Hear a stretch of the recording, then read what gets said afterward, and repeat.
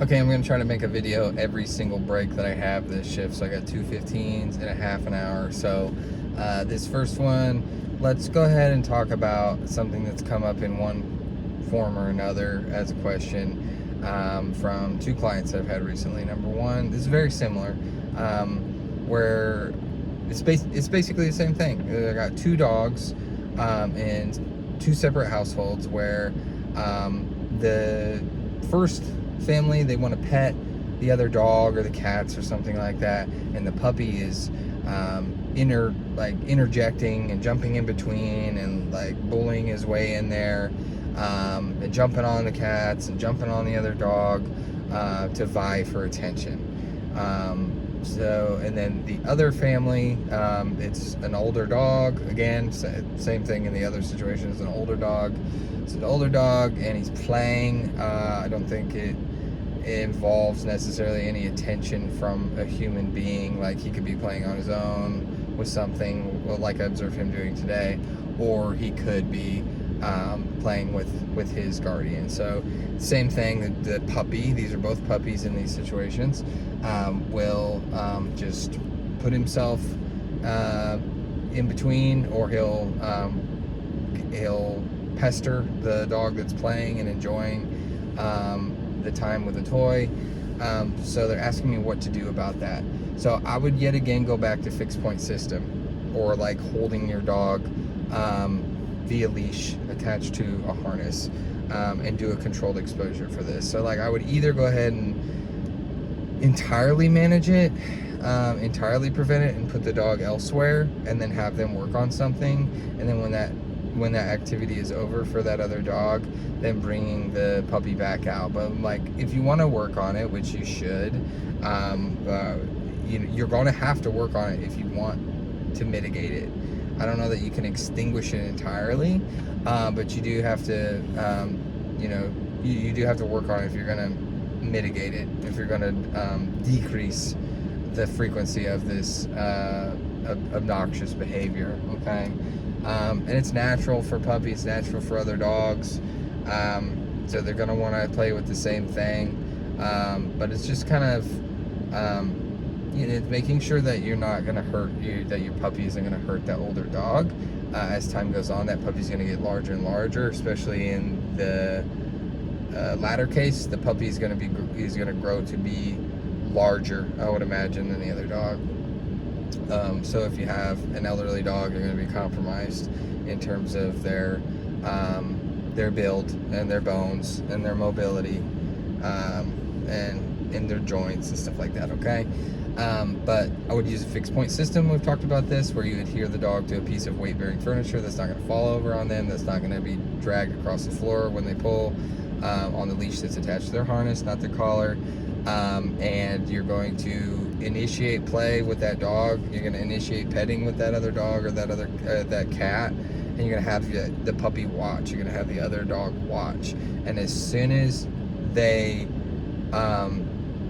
witness it, then you're going to reward them with a tangible reinforcer. You're going to give them a tangible reinforcer, usually food. It could be a toy of their own, but you want to be careful that the other dog doesn't. You have to be careful no matter what to make sure that if the dog is tethered, that the other dog is not going to come over into that space. So, because that other dog can't move, okay? So that's not really fair.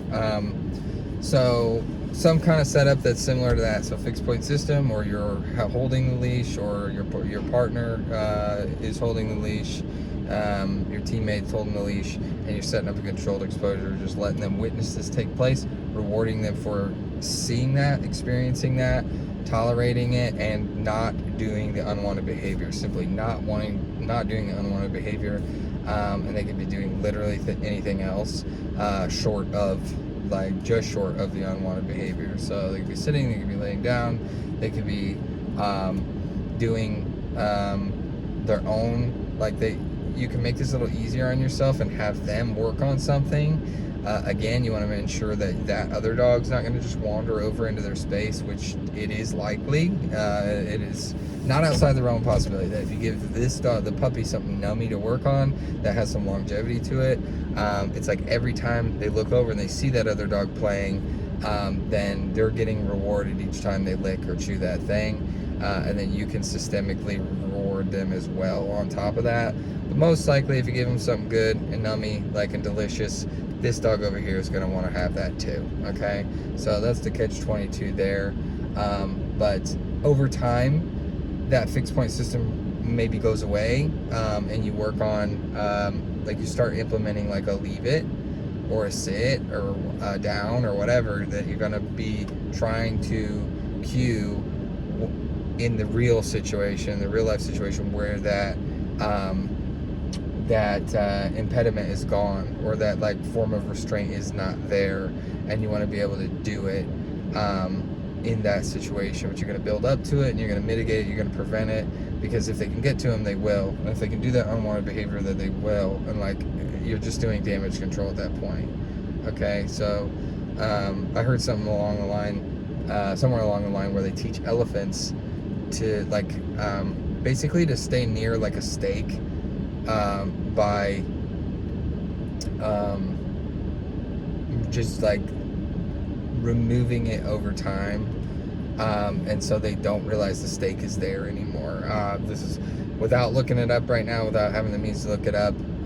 Could be true, could be false. Like, I think I just heard it on like a TV show that was fiction.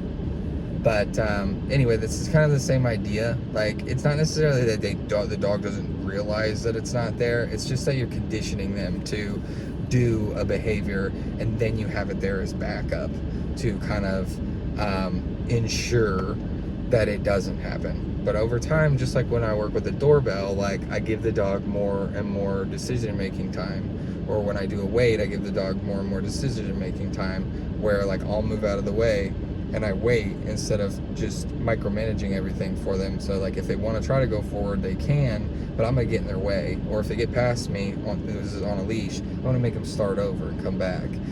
With the doorbell, like it's immediately pairing, like click and treat. It's simultaneously when the doorbell rings. As soon as that sound starts to emit, I'm clicking and giving a treat to try to beat the dog to the punch, like to not emit a bark yet. Then once I've done that for a while, I then ring the doorbell and I leave a pause hanging out there, and I see if the dog is going to bark or if the dog is going to be quiet in order to look for a reinforcer. Okay, so anyway, if you have stuck with me throughout this, as usual, I appreciate you watching.